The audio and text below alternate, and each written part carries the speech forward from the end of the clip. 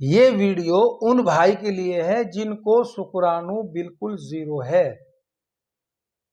या 20% 30% है।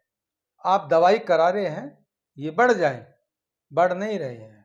50% हो जाए, 60% हो जाए, 58% हो जाए तो बच्चा बन जाता है, गर्भ रह जाता है। और यदि 20-30% ही है या बिल्कुल जीरो है, सिर्फ 2 ही भाई के लिए ये वीडियो है। मैंने बताया था आपसे अभी कि जिसको शुक्राणु बिल्कुल जीरो है, ये वीडियो उनके लिए है।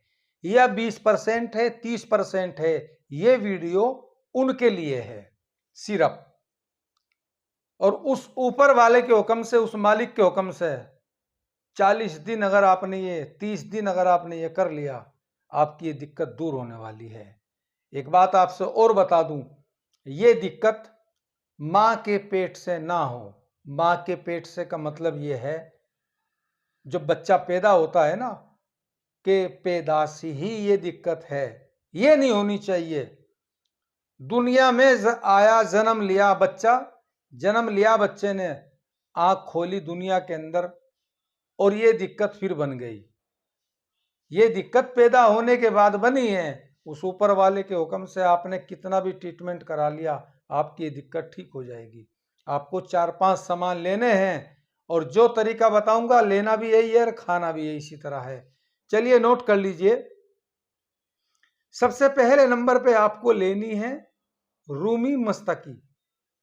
रूमी मस्तकी 50 ग्राम। ये भी 2 तरह की आती है। रूमी मस्तकी जो है ये भी 2 प्रकार की हैं। एक तो 1500 रुपए किलो की है, एक 3500 4000 रुपए किलो का भाव है। तो आपको अच्छे वाली लेनी है, जो 3500 4000 रुपए का भाव है, ये वाली लेनी है 50 ग्राम। दूसरे नंबर पे आपको क्या लेना है? कच्चा मखाना। कच्चा मखाना। पंसारी की दुकान पे जाके आपको ये कहना है हमें कच्चा मखाना चाहिए 100 ग्राम। वो किस प्रकार का, किस तरह का होता है दिखने में? जैसे बच्चे गोली खेलते हैं ना, जो कंच की गोली होती है, इसी तरह का होगा, गोली के आकार का होगा, मगर उसका रंग काला होगा। जब आप उसे फोड़ोगे, चोट मारोगे उसके ऊपर, तो उसमें से सफेद गिरी निकलेगी। ये आपको लेना है 100 ग्राम। फिर आपको इसमें लेना है 2 सामान हो गए, रूमी मस्तकी हो गई, मखाना हो गया कच्चा। फिर आपको 100 ग्राम लेना है इसमें लसोड़ा। लसोड़ा 100 ग्राम लेना है और साबुत इसबगोल। साबुत, ये भी दाना आएगा, जैसे गेहूं का दाना होता है ना, अनाज का दाना होता है, ये भी इसी तरह का आएगा। ये लेना है साबुत दाना इसबगोल। इसबगोल लेना है 50 ग्राम। और 5वां सामान आपको लेना है कीकर का गोंद। ये 5 सामान हो गए जी आपके। जो मखाना है उसको आप पहले तोड़ के उसमें से गिरी निकाल लो सारी। बस यही है इसमें तरीका। ऐसा ना करना कि उसे छिलको समेत ही कूट दो, ऐसे नहीं कूटना। जो कच्चा मखाना है उसे आप चोट मार मार के उसमें से सारी गिरी निकाल लो। और गिरी निकालने के बाद फिर जो सारा सामान, पांचों का पांचों सामान ग्राइंडर में डाल के या मामजिस्ते में डाल के कूट लीजिए। छलनी में को छान लो और कूटते रहो। जब ये सारा सामान आपका कूट जाए, फिर आपको क्या लेना है? अगर आपने इसके अंदर 1 ग्राम, 1-1.25 ग्राम अगर आपने इसमें स्वर्ण भस्म मिला दी, स्वर्ण भस्म 1 ग्राम ही मिला दो, ज्यादा भी नहीं। तोबा तोबा करके कहूं, स्वर्ण भस्म वो चीज है जो राजा बादशाह कभी, जब इनका राज था ना, ये थोड़ी सी खाई, कितना रानी उनके पास रहता था। ये बहुत हाई क्वालिटी, मगर वो चीज अब जब मिलती नहीं, अब तो राख मिलती है। अब कहाँ भस्में धरी है, इसे मत डालो, तुम छोड़ो। आपको ये 5 सामान लेने हैं और इन 5 सामान को लेने के बाद आपको इस्तेमाल कैसे करना है? इसकी आधा चम्मच सुबह खाली पेट, आधा चम्मच शाम को खाना खाने के 2 घंटे के बाद। इसे आपको लेना है गाय के दूध के साथ में। अगर आप शहर में रहते हैं तो फिर आपको गाय का दूध नहीं मिलेगा, जो बाहर शहर में रहते हैं, भाई दूसरे शहर में रहते हैं, कुछ लोग ऐसे हैं जो गांव के हैं, वे बाहर भी जाके बिजनेस अपना मेहनत मजदूरी कोई भी बाहर काम करते हैं, तो उन्हें गाय का दूध नहीं मिलेगा। तो सबसे बढ़िया तरीका बताऊं, 1 गिलास गर्म पानी लीजिए, हल्का गुनगुना निवाह पानी, आधा चम्मच सुबह आधा चम्मच शाम को। इसमें फरेज है 3-4 चीज का, मैं आपको बता रहा हूं।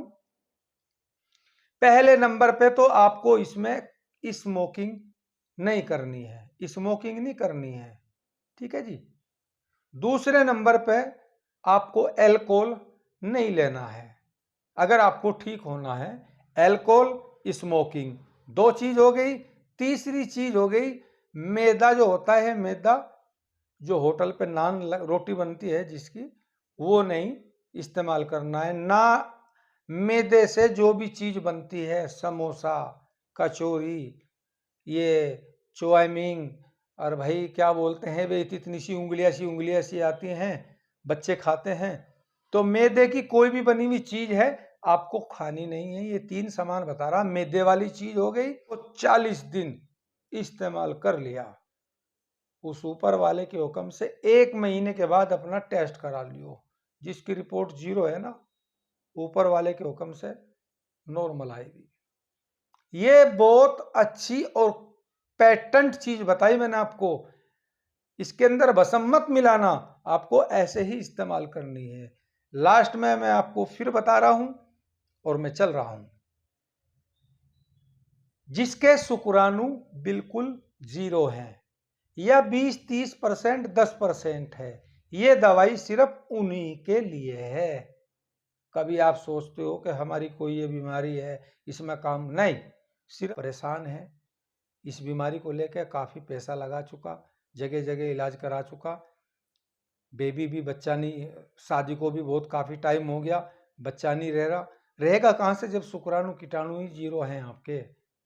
जब कीटाणु बिल्कुल 0 है या 20-30% है, भाई कम से कम 58%, 60% चाहिए, जब जाके रहत होती है बच्चे की। मेरी इस वीडियो को आप शेयर करें, और जो मैंने फ्रेज बताया ये फ्रेज रखना है, ठीक है जी।